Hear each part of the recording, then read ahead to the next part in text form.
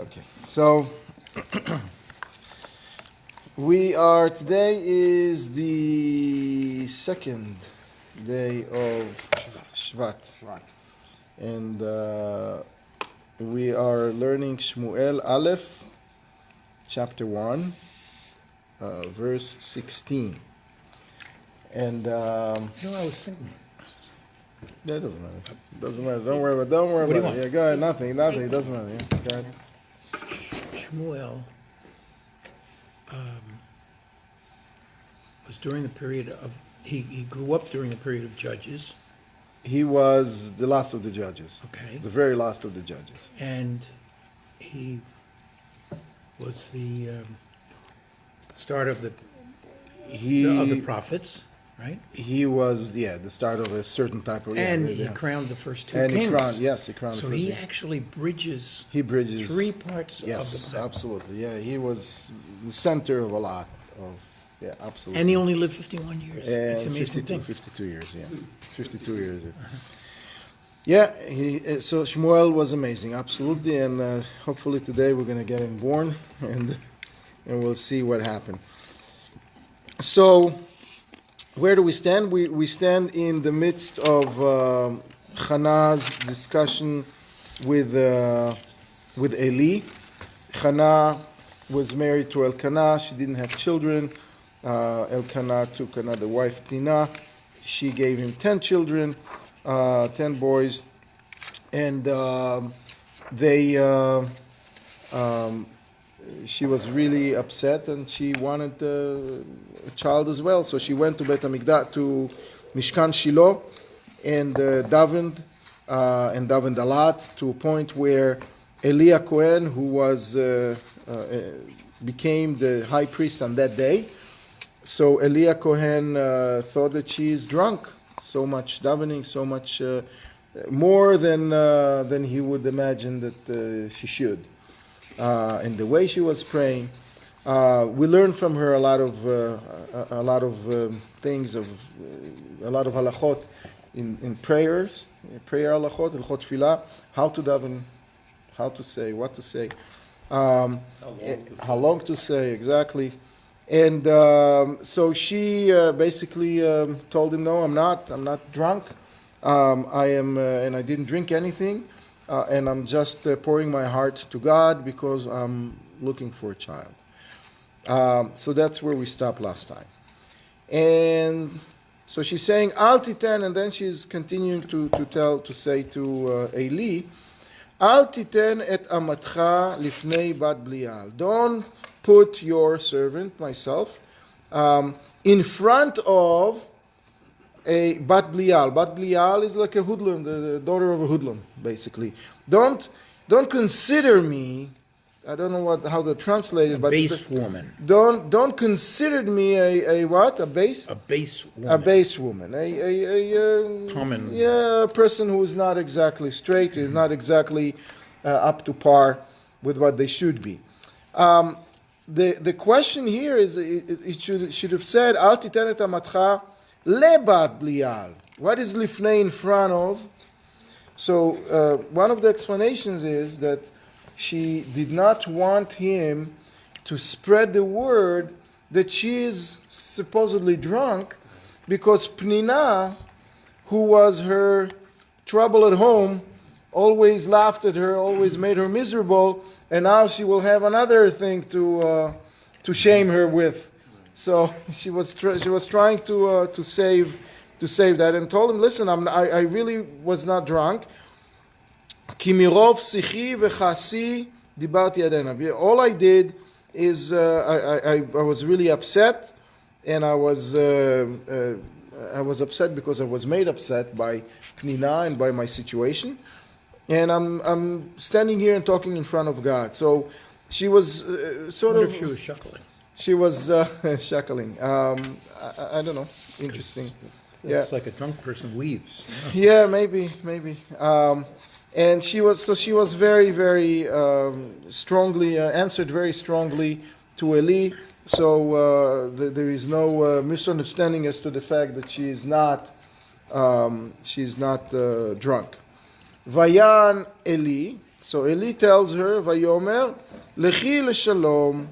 So Eli right away, without continuing to talk too much, without continuing to argue with her, saw right away that he was mistaken and she is not drunk.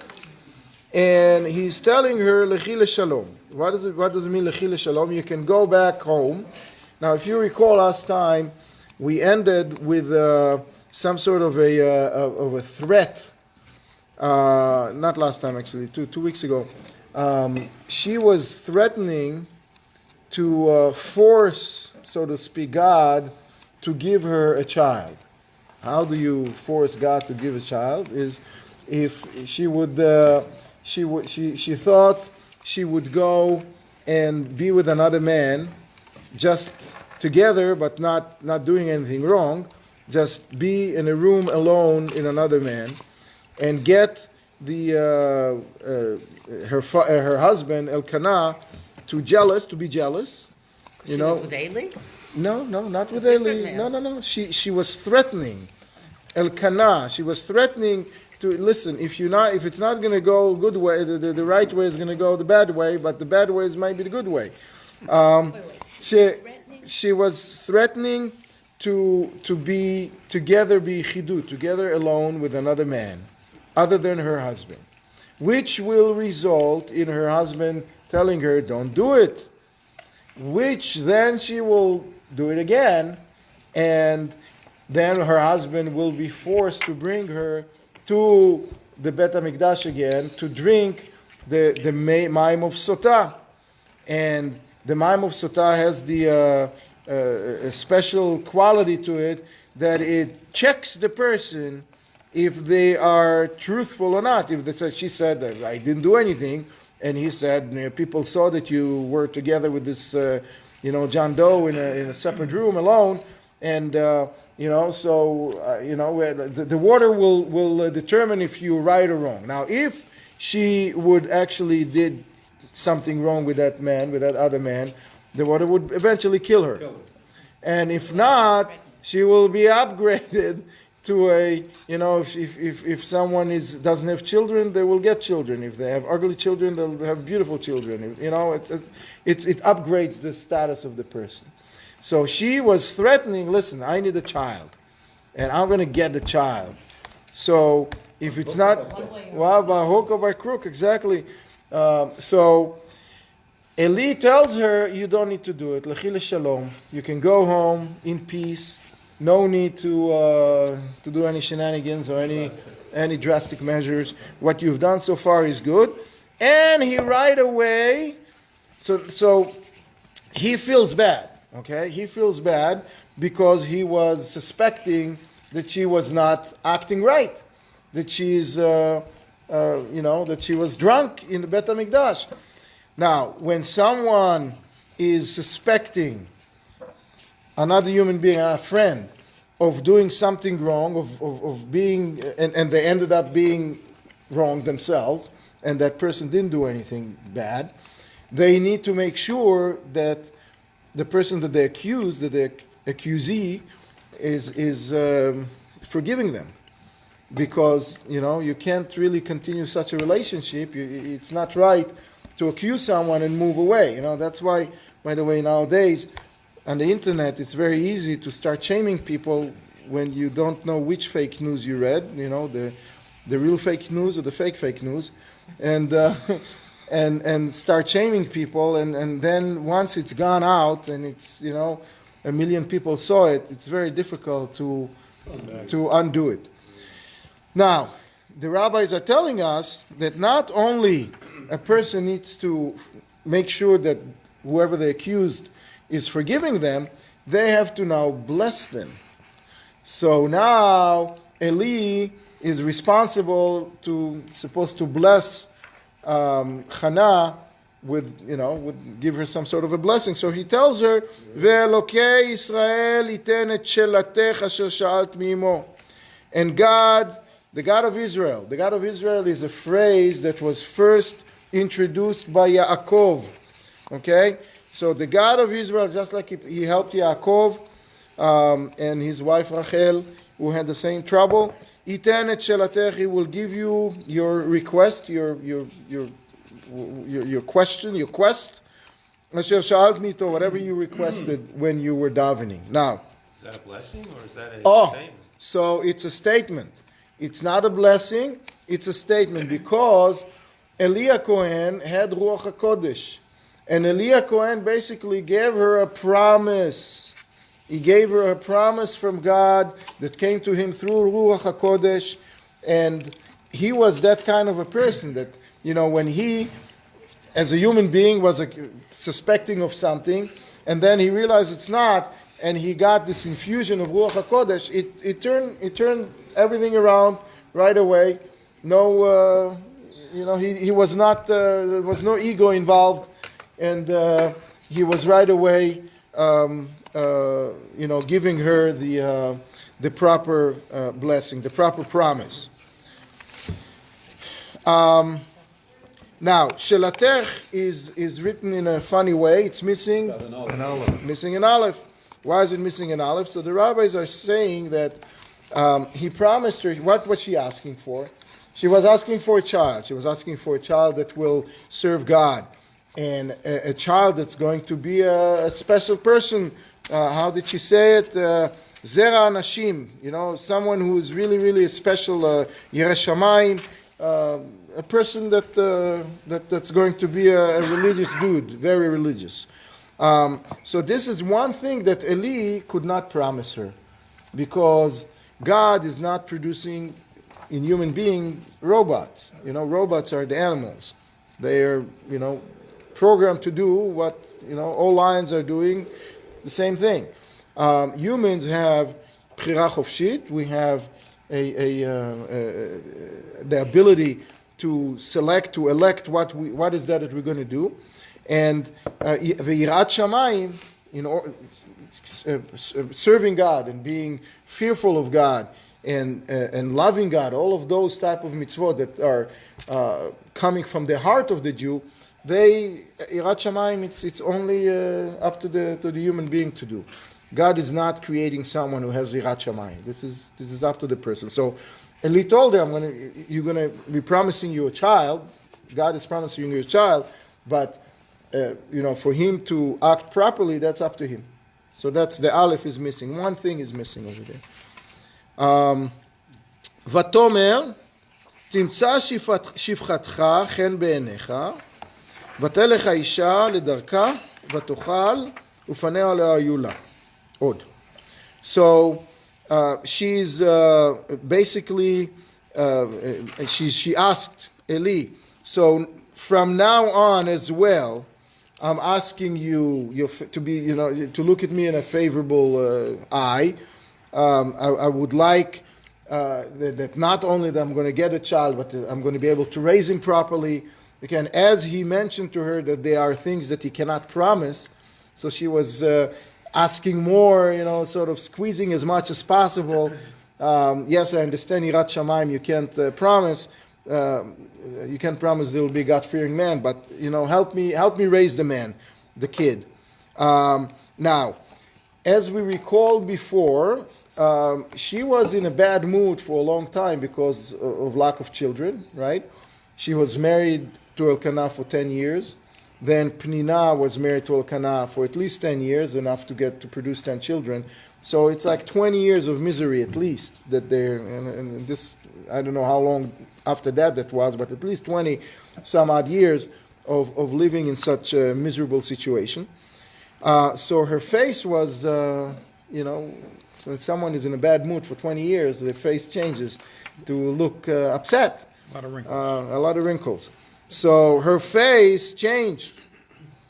Her old face changed. Panea lo ayula, the old panim of being upset are gone, and now she has her chin up and very uplifted spirit, and she basically felt that she is now trusting Eli fully, 100%. She ate first. And before right, and she ate first, right? Maybe Before- it was because like she was so emaciated, she wasn't eating. She and now wasn't she ate, exactly. she She was better. before we learned that Elkanah, every time that they went to visit the Mishkan, he would give her extra portion because he loved her, and she didn't like why he's giving her extra portion because she felt that she's missing the child, and she didn't eat anything. So she didn't eat anything. So and she was, as you said, maybe that's part of the reason why she didn't look good. She didn't have a good a good appetite, exactly. Anyway, so וישכימו בבוקר וישתחוו לפני השם וישובו ויבואו אל ביתם הרמתה. So they woke up in the morning to leave the Mikdash, the Mishkan, to go back home. From here, the rabbis are learning that we should not, what? Who's they? The family. She was there with Elkanah and all the entire family, the whole caravan of people. The two wives and the 10 children and the maids and whoever else came. So the rabbis are telling us that you don't leave the Bet HaMikdash at night. It's very common nowadays. Motzei Shabbos is over, people hop in a car and they leave. It's not a Jewish thing to leave at night. It's okay to leave in the morning. People leave in the morning. You wake up, you daven, and then you leave in the morning. That's the way they did it in Beit HaMikdash. We typically don't live at night. Definitely not. Security standpoint? So it's security number You don't one. want to show that you're hurrying to leave. Right. It's security number one. It's showing that you're hurrying to leave, that you want to leave it behind, number two. And number three, it's sort of a bad, like you got to the end of the rope at night is not a good time. Nighttime in general represents not such a blessed time because it's dark. And sort of I got to as far as I can get, and now I'm out of here. In the morning, when people are up and hopefully had a good night's sleep, it seems like that's it's more of a deterministic behavior. So they went and they came back. They left and they went back home. And where was their home? Their home was in Ramah. Now, if you flip back to the very first sentence, or the second sentence, we said Vayish Echad Mina Ramatayim. First sentence, Mina Ramatayim. So he lived in Ramatayim, right? Or he lived in Ramah. Those two different towns. So the rabbis are telling us that they are indeed two different towns, adjacent to each other. Ramah, this is where they lived, and Ramatayim, that's where he was. His place of work was. He was associating himself with the prophets. The prophets who were called Tzofim, right? Seers. So he was with the seers in Ramatayim. That was the place where they had the yeshiva, or their place of but now, because he came back home, so he went back to Ramah.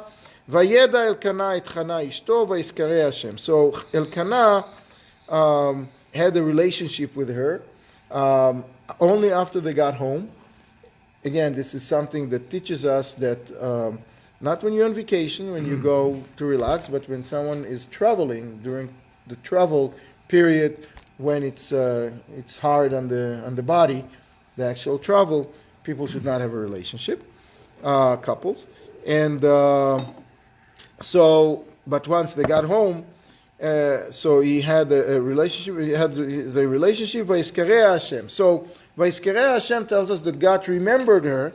God made sure to fulfill the promise, and it also teaches us that it wasn't the regular course of nature what was happening over there. The only reason she became pregnant is because God remembered her, because God promised her via Eli, and because He remembered and He made sure to fulfill the promise, That's the reason that she ended up becoming pregnant. Now, when was it? Vayizkerea Hashem. It's also mentioning the word zichrono, zachor, lizkor, right? Which holiday? Rosh Hashanah, right? Rosh Hashanah, it's zichronot. It's the holiday of remembrance, right? God remembers us. So she became pregnant on Rosh Hashanah. Now, just a little bit of understanding of who we're talking about here. Hannah, at that point, on that Rosh Hashanah, was 130 years old. So it was a long time that she was waiting for a baby, and it was really not natural what happened to her. Absolutely not. She was 130 years old. You mean she married Elchanan when she was 110? So that's the discussion. I'm not sure, but it's possible that she married Elkanah earlier, and it just took all these years. You know, it's very possible that these kids were already old. I don't know. The point also is that the timing is as follows. We said that she was praying on Shavuot. She was praying on Shavuot, and then they came home right after Shavuot, and then it took a while, and she became pregnant on Rosh Hashanah. Now that was one opinion. There's another opinion that she was praying on Rosh Hashanah.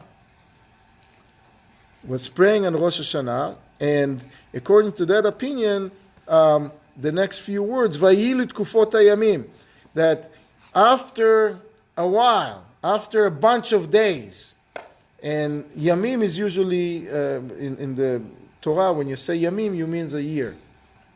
So it took a year. She prayed on Rosh Hashanah. That's one of the prevailing opinion was that she prayed on Rosh Hashanah, because that's why we are praying on Rosh Hashanah. We are saying her this haftarah. We're reading this haftarah on Rosh Hashanah. And then it took a whole year until she became pregnant. So, because the word Vayilit Kufot Hayamim is an odd word. I mean, after a while it means. So, Vayilit Kufot Hayamim, so she became pregnant. And then, once she became pregnant, the birth came very quickly. She was pregnant for 6 months and 2 days. 6 months and 2 days. So, what? So it was a preemie, right? Vatar. The midrashim are telling us, and they're explaining Vayilut Kufot Hayamim. It's an actual Gemara that mentions that piece of information. So let's do the calculation. If she became pregnant on Rosh Hashanah, 6 months and 2 days, it's Beis Nisan, right? Beis Nisan, the second day of Nisan. Now, there are some other opinions that are saying that it was, and somehow it ended up after in Beis Iyar. Beis Beto Gimel Iyar, this is when, in the beginning of the month of Iyar, this is when she became pregnant. This is when she gave birth. And some say that she gave birth in Chavchet of Chavtet Iyar. So we don't know exactly the birthday of Shmuel. Could have been the beginning of Nisan, beginning of Iyar, or end of Iyar. 3 dates that I saw, and everybody brings all kinds of... They know it's exactly 6 months and 2 days. But according to that opinion, obviously, and they know it's not... You can't explain all of the opinions. They cannot all work together. They either or. One of them is right. One of them is right, yeah. You maybe. In that maybe. day and age, a 6-month-old baby probably wouldn't survive. Oh, exactly. So in that day and age... 30 years old. There's always a chance. So first of all, very good point that the baby was very, very, very weak. He was very weak, and it took him 2 years to gain his strength, to catch up. In those days, there were basically 2 ways a baby can survive. if they're born after 7 months or after 9 months. That's any other time period would not work. Now, he was born 2 days into the seventh month, so it was not a full 7 months. But it was definitely on a small side, and he was a frail baby for a long time. She refused to take him on a trip to Shiloh, as her family would do 3-4 times a year. Okay, and Elkanah was one of those who organized those caravans and did not want to use any of the probable excuses not to go. He said, "You got to go." So it was. We'll see later. He was not really happy with the fact that she's staying behind, but we'll see. We'll talk about it. Anyway, so just like our forefathers who named their children, the foremothers who named the children, she named hers as well. ותקרא את שמו שמואל כי מהשם שאילתיו. Okay, she called him Shmuel because she asked for him from Hashem, right? So she'iltiv is asked Or borrowed. borrowed, but either way, where is the mem coming from? Shaul. From God. Shaul. It should not be Shmuel. It should say Shaul, right? I asked for him or I borrowed him. So one of the explanations is that there is in Sefer Bereshit a listing of the evil kings of Canaan. And one of those evil kings was a gentleman by the name of Shaul Mirachovot Hana'ar. King Saul, so that was a name of an evil person. Now, it's a known practice to avoid naming your child after an evil person. So you had one of the first evil people is Nimrod, right? He would revolt against God. That's why he called himself Nimrod. So in some circles in the kibbutzim, it was a very very common name. Dafka to call someone, Nimrod. Yeah, you want? I'll show you exactly. So but. So it's funny. Why is it funny? Because I know a bunch of those, at least a couple, that changed their ways after they grew up and made decisions for themselves. So you have Lubavitchers with a hat and the whole thing. What's your name? Nimrod. Okay, So he revolted, and his parents revolted. It's funny. So they called him Shmuel. So she was really careful not to call her son Shaul. Now, Kish, Mr. Kish, who is the father of King Saul, didn't worry about that. Like those kibbutznikim who called Nimrod, right? And what happened to Shaul? Shaul, he rose very, very high, but as high as he rose, he fell deeper, lower, and didn't end up well. So Shaul Kish didn't worry about that, and he ended up with a problem, because the name of a person is really it shows what the person is. It's common, when we do bris in here, or we have a party for a girl that's born. It's common for the parents to explain the name. It's after this and after that, and it represents this, that, and the other, and it's all good things and it's good blessings. And we all hope that the child is going to be as good as the grandfather or grandmother, and is going to be as pious as the name suggests, etc. So that's about the name of Shmuel. ויעל האיש אלקנה וכל ביתו לזבוח להשם את זבח הימים ואת נדרו. So Elkanah, remember we said that the baby was frail. But that did not stop Elkanah himself from going through through his routine of going to Bet HaMikdash 3 times a year or 4 times a year. And and he would carry with him, he would continue to bring with him in his entire household.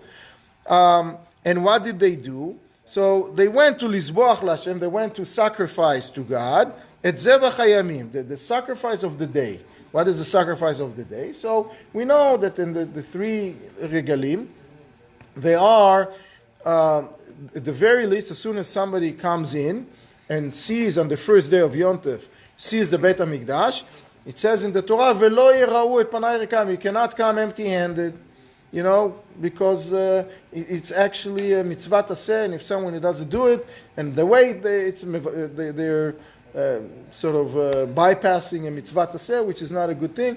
So v'lo yirau et panai rikam. So they would bring korban re'iyah. By the way, one more thing. One of the other reasons she called him Shmuel, which I forgot to mention, is because she wanted to advertise to everybody in the world that a prayer works. That when you need a child and you pray, it works. Even after me and my son are the example of that. So a proof for it, right? Anyway, so they brought korban riyah, right?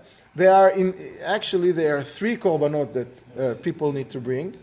They need to bring korban riyah, and then shalmei chagiga, korban shlamim. Korban riyah, it's a korban of seeing, a seeing korban sacrifice. Korban riyah is a korban olah. It's a sacrifice that burned totally on the mizbeach. And then they also have to bring shalmei chagiga. This is korban, a sacrifice of shlamim, and this is for the party. Now, what's the party? The korban shlamim is part of it is being burned on the altar, part of it is being given to the Kohen, and part of it is being eaten by the person who brought it and his family. And it's like, let's party together, all of us together. So that is a korban that's not being burned holy. And then there is actually a third korban, which is just korban shlamim in general, in order to create more feasts, for the family, especially in the longer holidays where we have 7 days, to be able to feed everybody and be happy with everybody. Now, what are the other things that people bring to Beit HaMikdash when they go? They bring all of their nedarim, all of their vows. Okay, whatever they made a promise during the year. If God is going to help me, with business, etc., I'm going to give, korban, etc. So they had to fulfill their needs, and they would bring it. Now, there is one more thing that people would always bring when they came to Beit HaMikdash, and that is Maaser Sheni. What is Maaser Sheni? When in an agriculture society, when they grew, they got the harvest of the year or the season, they would give one of 50, around 1 of 50 to the Kohen, right, tight, and then they would give 1 of 10, a tenth to the Levi, and then they would take another tenth, set it aside, to be taken to Beit HaMikdash on the next trip, and to be eaten within the perimeters of Beit HaMikdash, or the city. Once it became in Yerushalayim, the city of Yerushalayim, when it was the city of Shiloh, to eat it in order to make sure that people have food when they come to Yerushalayim. People are celebrating. People are dedicating. This bushel of apples or sack of grains. That's for Yerushalayim. So you walk in and out of the kitchen all year and you see it. It makes you yearning to go and to try it and to taste it and to bring it. So Maaser Sheni also needed to be brought in to Yerushalayim when people came. Now, why is it not written here? Why didn't he bring? He brought the regular korbanot and he brought the neder, right? Why didn't he bring Maaser Sheni? He didn't bring Maaser Sheni because Mr. Elkanah was a Levi. And a Levi doesn't have Maaser Sheni. because the Levi doesn't they're not farmers. They are receiving the Maaser Rishon, and from Maaser Rishon they have to give a tenth to the Kohen, and that's it. They don't need to take further off the little that they get and bring it to Yerushalayim. So he was, Elkanah was a Levi, didn't have Maaser Sheni, didn't need to bring it, hence it's not written here. Now, there is also another thing that people do, and that's bowing down, but bowing down was mentioned earlier, and it's sort of like that was part of their process. It's not something physical that they bring, it's something that they do there. So, here, and we will see later, we mentioning once he did bring Shmuel with him a couple of years later, he did bring an extra stuff. So that's why they're mentioning what he was bringing now versus what he would be bringing when he brings Shmuel with him. Vechana lo alata, but Hannah stayed behind. She did not go up. Ki amra li isha, because she told her husband, Adi gamel anar v'aviotiv. I have to wait until he stops nursing, and then I will bring him. V'nira et pnei Hashem v'yashav sham ad olam. And when I'll bring him, he is going to see the face of God, is going to see the Beit HaMikdash, and then he will sit there forever, because that's the promise that she made, right? She would dedicate him to the work of Beit HaMikdash. He was a Levi, he wasn't a Kohen, so he wasn't really working in Beit HaMikdash, but he would dedicate him to work God. Now she can't really assign him to do something. It's not her property, right? So she would just do her, whatever she can, the best she can to make sure that happens, that he's there, that he's getting educated over there, together with Eli, which ended up being his Rebbe, ended up being his teacher. So she would create the circumstances and the environment that will allow him to remain a servant of God. Now, there are a couple of very interesting teachings from this pasuk. It says, "V'yashav sham ad olam," that he would sit there forever. Now, what is a Jewish forever? A Jewish forever is 50 years, a yovel. Okay, that's our forever, So she spoke and sort of didn't know what she didn't mean to speak that, but he was there for 50 years and then he passed away. Then he stopped being the servant of God, not because he didn't want to be, but because he couldn't.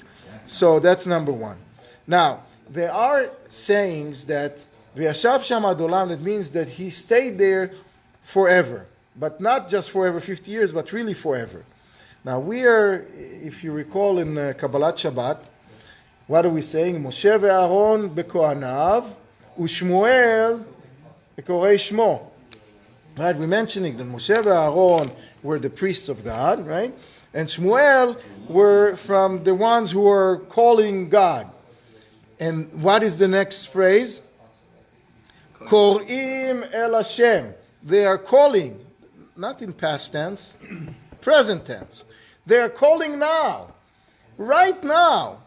Moshe, Aaron, and Shmuel are helping us, and are saving us, and are responsible for the survival of the Jewish people till this very day. Each one of us have a little Aaron in him, and a little Moshe in him, and a little Shmuel in him. And their neshamot are calling right now and helping us. Now, it goes so far that in some Kabbalistic books, they said that someone visited the Gan Eden, and they saw a spot that's open, Abraham, Yitzchak, Yaakov, Moshe, they all were sitting in a line, right?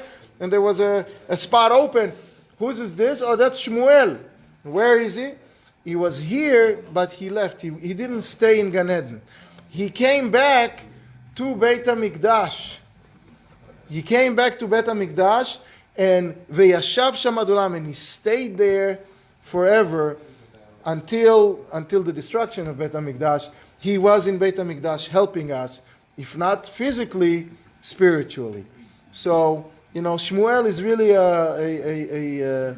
a person, a prophet, someone who really helping us. We close to him, and we're mentioning him every Shabbos in Kabbalat Shabbat.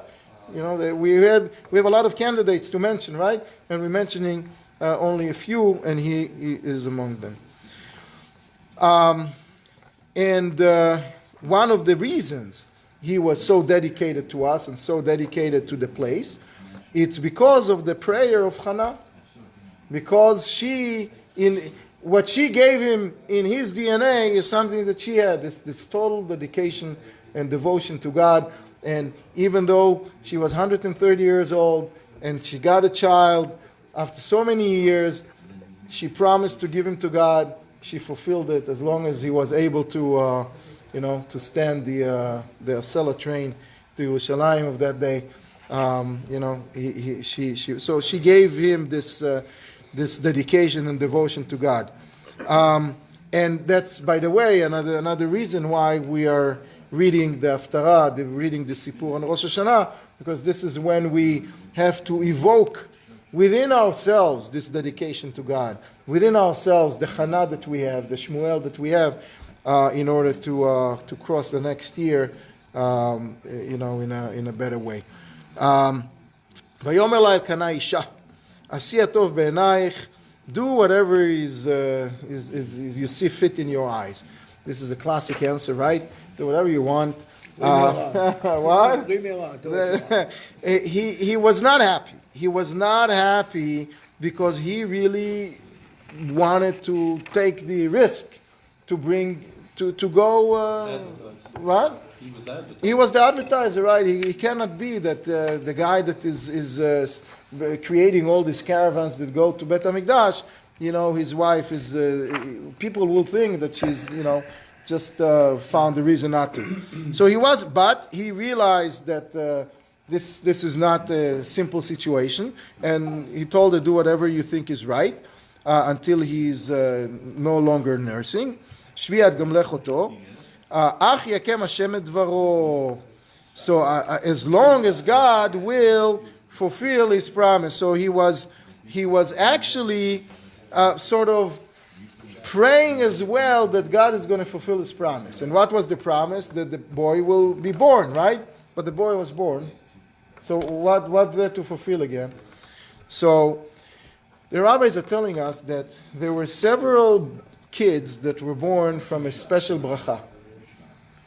And sort of that under normal circumstances, those kids should not be born. And a special bracha, like now. She got a special bracha, haftacha, right, a promise from Eli, and the kid was born.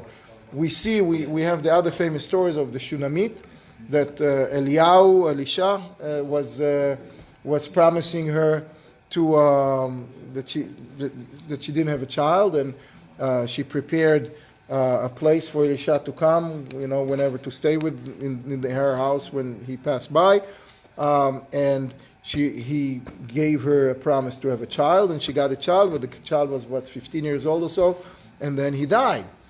So what happened? He promised her, because children who are born with these supernatural blessings and supernatural brachot can last only as long as the bracha can last. And maybe the merit of the person was, okay, you got a child, but it's going to last X number of years, and then the merit is going to run out.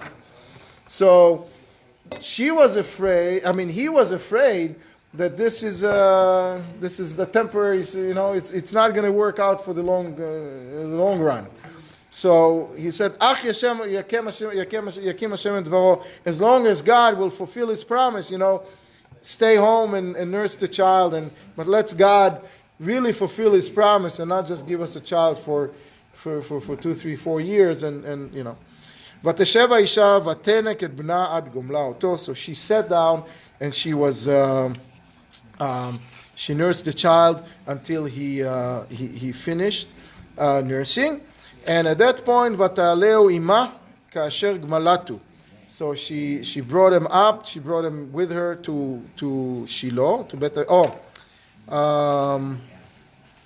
One second. Let's see if it's here.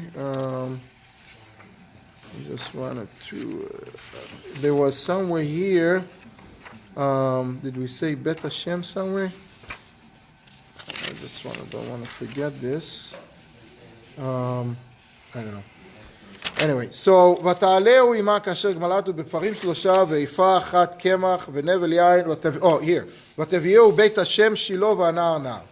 So she brought him with her, and she brought with her 3 oxen, ואיפה אחת קמח, and one it's 25 liter worth of flour. ונבל יין, nevel is a nevel yain. Nevel is a harp, but not here. It's actually a vessel that's made out of a hide, that flask that holds a lot of wine, a very nice amount of wine, and some say it was in the shape of a harp. You know, it's has the shape of a upside down harp. Anyway, so that's they brought food with them. ותביאהו בית השם שילה והנער נער, and she brought him back to the house of God, and he was a kid. So there is a lot here. So let's just take this apart slowly. We already at 40, so we'll see. Maybe we'll stop after this pasuk. So number one, there is another pasuk in the Tehillim that's talking about Mishkan Shiloh, and over there it says Ohel Shiken Ba'adam, that it's a tent. And here we refer to Shiloh as a house. So this is how the rabbi says, is it a house or is it a tent? So it's both. The walls are a house, the roof is a tent. The roof was from hide, from the tabernacle's hides. So that's how we know how the structure of Bet Shiloh worked. Now, ve'anar nar, so he was a boy, but he was a nar is more of a adolescent, more of a teenager, right? He was very, very advanced. He was very advanced from very young age, and we will see next time how much it almost killed him. The fact that he was so advanced. He was very, very. He was talking. He was reading. He was a very accomplished young man of 2 years of age. And they brought three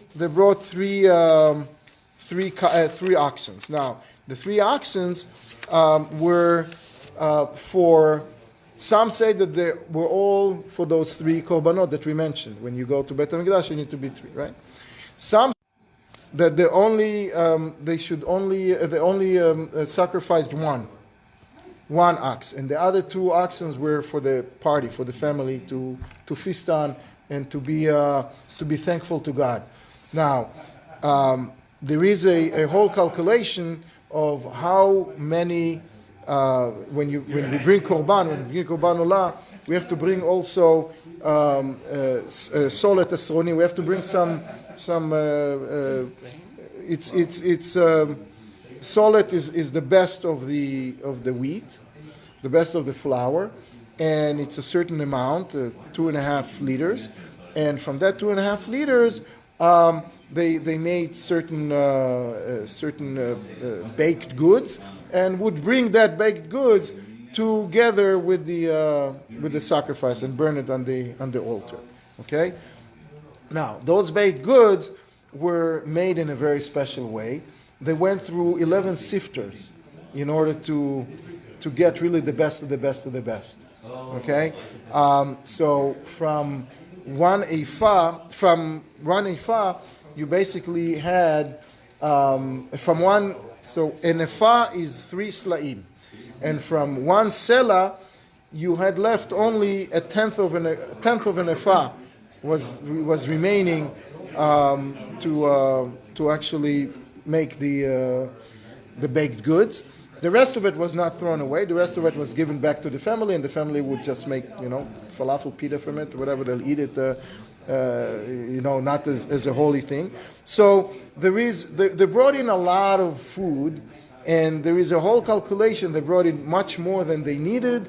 And again, it was in order to make a big party, just like the party that Avraham made when Isaac was finished nursing.